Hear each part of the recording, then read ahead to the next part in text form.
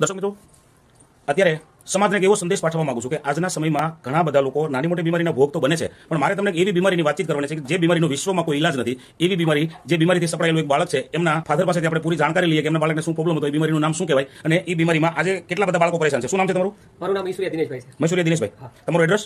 મારુતિનગર, આવડલા, અમરેલી જિલ્લો સૌરાષ્ટ્ર. અચ્છા, હવે દિનેશભાઈ વાત કરો તમારા બાળકની. શું નામ છે બાળકનું? મારા બાળકનું નામ પાર્થ છે, પાર્થ મૈસુરિયા.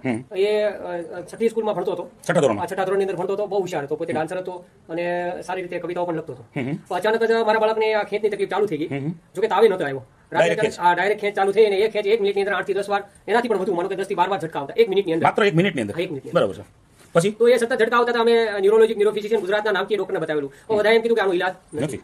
એટલા માટે અમે દિલ્હી એમ્સ ની અંદર ત્યાં અમે સારવાર લીધી, પણ 7-8 મહિના લગી મેં સારવાર ત્યાં લીધી, પણ છતાંય પરિણામ શૂન્ય આવ્યું. અચ્છા, એ એમ્સ હોસ્પિટલ એટલે આમ એમની કોઈ વ્યાખ્યા? હા, એમ્સ હોસ્પિટલ એટલે આપણે રાષ્ટ્રીય લેવલની ફર્સ્ટ લેવલની હોસ્પિટલ કહી શકાય અને ગવર્મેન્ટ દ્વારા છે. એ આપણા માનનીય શ્રી નરેન્દ્રભાઈ મોદી, આપણા પ્રધાનમંત્રી શ્રીએ મારા બાળકને દિલ્હી તાત્કાલિક એમ્સમાં સારવાર અપાવી. એ મોદી સાહેબને જાણ કેવી રીતે થઈ હતી? મોદી સાહેબને જાણ એ હતી કે મેં મારા બાળકનું આ જ્યારે તકલીફ થઈ ને જ્યારે ક્યાંય પણ બધા ડોક્ટર ના પડે તેને મેં એક પત્ર લખીને જાણ કરી કે મારા બાળકને આ એસએસપી નામનો વાયરસ છે, તો એના માટે મારે શું કરવું, ન તો આનો ઈલાજ ન હોય તો મારે શું કરવું. આની જેવા હજારો બાળકો આનાથી પીડિત છે. નરેન્દ્રભાઈ મોદી અમને તાત્કાલિક દિલ્હી એમ્સમાં બોલાવી અને ત્યાં મારા બાળકની સારવાર ચાલુ કરે. જો કે મારા બાળકની પાછળ આપણા પીએમએ 6 થી 6 કરોડનો ખર્ચ કરેલો. 6 કરોડ? હા, એ તમે ન્યૂઝપેપરમાં અને એ વખતના ન્યૂઝમાં તમે વાંચી શકો છો, જોઈ શકો છો. અચ્છા. ટૂંકમાં મોદી સાહેબ પણ તમારા બાળકની પાછળ બહુ બધા પ્રયત્નો કરી ચૂક્યા છે અને છતાં તમે કહો છો રિઝલ્ટ શૂન્ય આવ્યું છે, બરાબર? પછી આ તમારા બાળકને પરિણામ મળ્યું છે નથી? મારા બાળકને પરિણામ મળ્યું.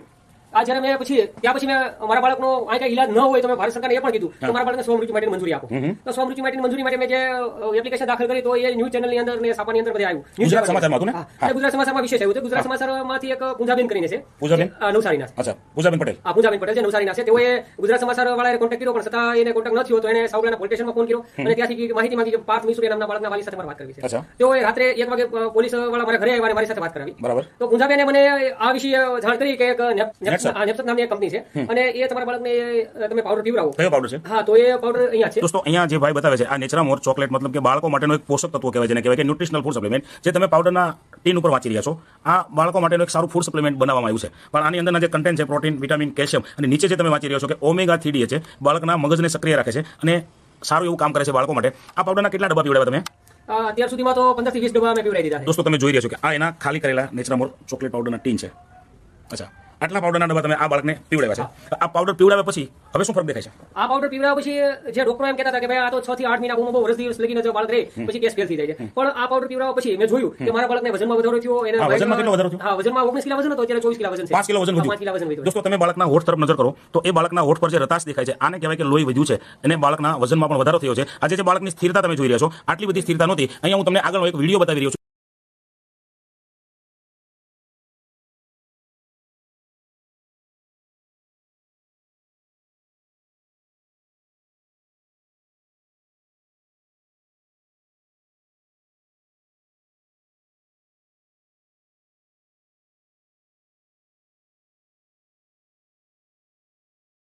એ વિડીયોના માધ્યમથી અમને ખબર પડી કે આ બાળકને કેટલી બધી આંચકી આવે છે. તો એ વિડીયોમાં બાળકનું દ્રશ્ય તમે અત્યારે જુઓ છો તો બાળકને સતત આંચકી ચાલુ છે.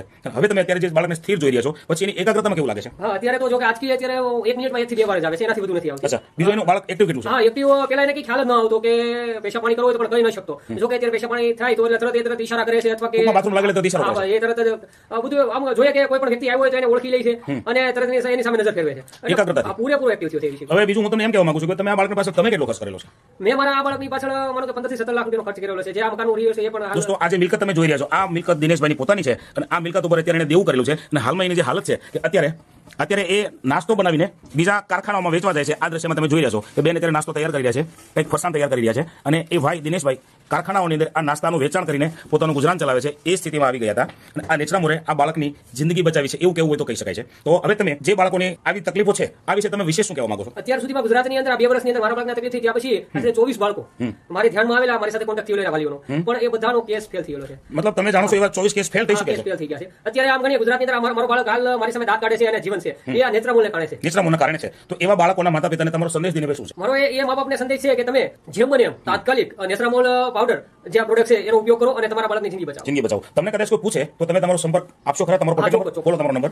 મારો નંબર છે 9228733700. આ તમારો પરમેનન્ટ નંબર છે ને? કોઈ બાળકના વાલી તમને ગમે ત્યારે પૂછે તો જવાબ આપી શકશો? હા, ચોક્કસ.